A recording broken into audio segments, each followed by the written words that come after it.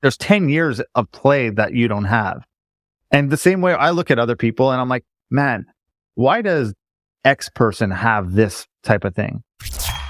Welcome to the Ask Jason show, Friday, May 12th. Let's roll with it, Megan. Let's go. Just get straight into it. Straight into it. All right. Our first question is from Jessica. All right. So you often say you don't work with startups in your agency. Why? For the most part, they don't have the budget to hire an agency. That's first and foremost, and I don't recommend that they do it. So unless you're a startup that's heavily funded and you're like, okay, we just have to jump and go for growth, let's do it. So one is, I don't think they could afford an agency contract, and I don't care if it's us that's at a high level or even a lower, like you get what you pay for. So if you're going to go take the cheapest one and run with them, you're going to get the results, and there's plenty of ways to bleed money.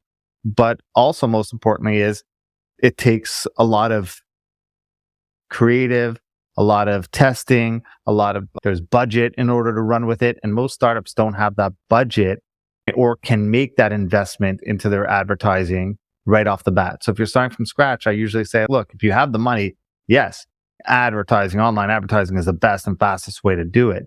But there's a learning curve to it. You have to test things out, especially in the beginning. You have to build that funnel up before you can scale. So there's, I think, better ways if you're just starting up. And we've talked about this and all the different direct ways you could go to it. But if you have the money, yes, there's no better investment you can make in your advertising than to be online.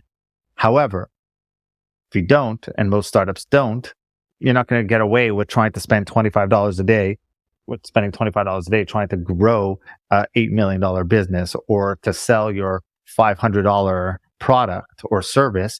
It's going to be hard. That's the only reason. Okay. All right.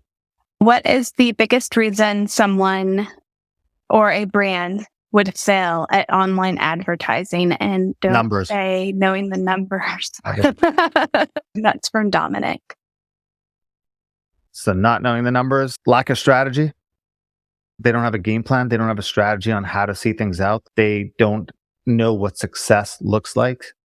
That's also one of the biggest reasons a lot of people get burnt by agencies is because a lot of times they delegate, or I would say abdicate the responsibility of success or what success looks like, I should say, onto the agency or onto whoever they hire. You need to know what success looks like, and then you need to meet with someone or your team or your agency, or if you're running the ads, you need to know, okay, what does that look like? Is this realistic? And then how do we reverse engineer backwards from there? And what does that kind of have to look like?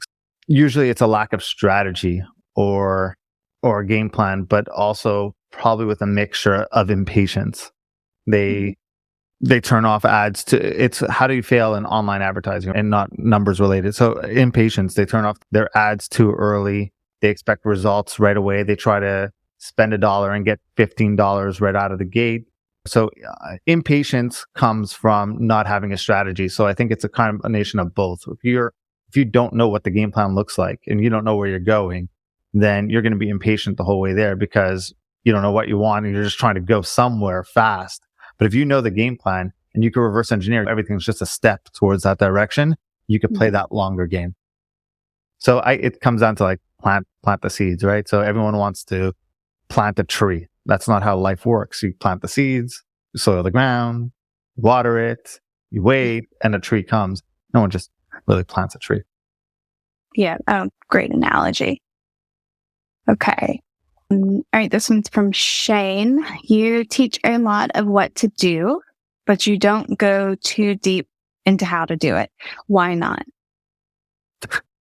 I like that this question was asked and this question was brought up. Well, I don't know if that's an insult that I'm not teaching you how to do it, but I think I am. I think a lot of what we discuss is, what to do and some tactical steps on how to do it. But if you're looking for the direct how and the implementation part of it, head on over to jportnoy.com, book a discovery call with us and become a client, and we'll walk you through the exact steps. And we could even talk about us doing it for you. So yeah, I will tell you how to do it. I will tell you what to do. that we've seen get success. And the how, you're just not feeling it's like it's so tied into you and getting you there. That's what we reserve for our clients. Okay. Ways to grow my business. Give me quick hits, not long tail. This is from Dennis. Quick hit, not long tail. Yeah. Quick ways to grow your business. Online advertising. I guess we're not going deep in this because they just want quick hits. Everyone wants the quick hits. Online advertising, email or text every single person. Start with your family first, then go to your friends, then go to your friends of friends, then go to your work colleagues, then go to your acquaintances, then go to your old classmates, then go to all this. Text and email every single person you know, asking them to support you by either being a buyer or referring someone who you think could use a service or your product, referring them to you. And number 3 is hire us. Yeah. So online ads, email everyone, or hire us. 3 quick ways to grow your business, not long tail. Perfect. Okay. I guess last but not least, my question of the week. All right. So when it comes to creating a marketing strategy, how important is it to take into account what your competitors are doing? Ooh, Megan, bring best question of the day. Trying. Yeah, no, it's a good one. How important is to take your... It depends. Looking at your competition is important, but comparing yourself to your competition is where things get bad. There's the old adage or the old story of a man who owns a store, and he opens up a store, and across the street, his competitor opens up a store. His competitor puts up a blue sign, so the man comes out and he puts up a blue sign. His competitor then puts a big red writing on the window. A day later, he comes out and puts a big red writing on the window. The man standing outside and watches the competitor put up, he has a mascot outside trying to get people in. So he goes and gets a mascot. He watches his competitor say 50% off today. So he goes and does 60% off or 50% off. And he wonders why no one's ever come into his store. Because you're always a step behind. The competition, if you're going to just copy the competition and watch what they're doing and only copy them, you're never going to innovate. Yes, you could try to compete on different things. So if I was going to copy my competition, I'd rather be the cheapest on the planet. Rather just sit there and say, okay, they're doing this. I'm going to become the cheapest. If I'm going to mimic them and copy them and not need to be an innovator, which is okay, but you have to come out and be probably like an undercut in price completely. So I think it's important to always watch what's going on in your space. But when you're too focused on what everyone else is doing, that's a problem. Because the truth is, most businesses, it's like the blind leading the blind out there, have no clue what they're doing. So you're watching someone with zero context into what they're doing. So I want to watch a competitor. I want to watch another coach. I want to watch another agency. I want to watch what they're doing. If I don't have context into what they're doing or why they're doing it, then there's no reason for me to copy it because I don't know. And I don't know how it plays out. So I do think it's important. I do think you need to understand what your industry is and what's going on. But when everyone goes left, usually the best business advice is to go focusing on your competition. It's like the famous Michael Phelps meme that was, he was swimming ahead and there was a guy looking at him like in the water and says, you're focused on your competition. I'm focused on winning.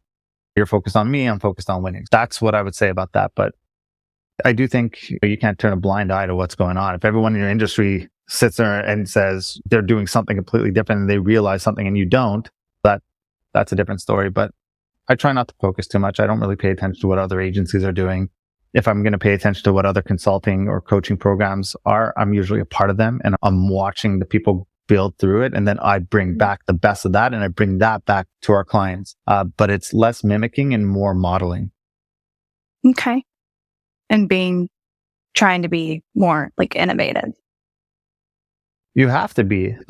You have to at least try to be. But if you're too focused on, okay, they're doing this, I'm going to copy exactly that. But there are some things that I pay attention to what competition is doing or other people I know in this space that are doing and I want to bring back, like systems, for example. They're running the business a certain way. And I'm like, wow, that's way more efficient than what we're running. Then I want to do that. But if they're like, hey, we price it like this and we do it like that, for me to just copy without knowing why they're doing that, or if they're like, my website looks like this, so your website should look like that, that's just mimicking. But if there's a reason or efficiency play into it that really makes sense, then yeah, it's 100% worth doing. But aside from that, we've come a long way in the sense of I started tuning out most of the noise. Like, I don't really follow many people on social media. I scroll through it pretty quickly. And where I used to stop and be like, okay, what's this person doing? What's that doing? Okay, how's it going to? It usually just leads to more frustration. Comparison is poison. I should say comparison without context is poison. It also belittles someone, right? So if someone's like looking and being like, oh, I want to be like Jason, and they're going to just do it like they think, okay, I'm just going to switch. It belittles the fact that it took me 10 years of business to get to where I'm at. Like, there's 10 years of play that you don't have. And the same way I look at other people and I'm like, man, why does X person have this type of thing? Because there's 15 more years that person has that I don't have, or certain things. So it's not look at the person where they are right now and then compare, like, how'd they get there? And so it belittles that, number one. And number two is it always sets you like behind. You're putting everyone on the pedestal. You're always behind. If someone's up on the pedestal and they're always looking down at you and they're never up. So it's okay to look up to people. It's okay to see what people are doing, but usually it's just a giant waste of time. Okay. All right. That was perfect. That was a great question, though. Thanks. And that looks like that is all of our questions for today. Perfect. Look, you want to work with us? That's number 3 on the quick hits on how to work with us. Just head on over to jportnoy.com. There's all the 3 different ways that you can work with us, whether it's from a consulting side of things, from an agency side, or or one-on-one. I think we have a couple of spots open still for one-on-one consulting. Head on over, take a look. And if we feel we're the right fit and you have a problem that we're able to solve, I'd love to help you a solution to it. So until then, have a great weekend, everyone. Megan, as always, thank you. Yeah. All right. Have a good weekend. Bye.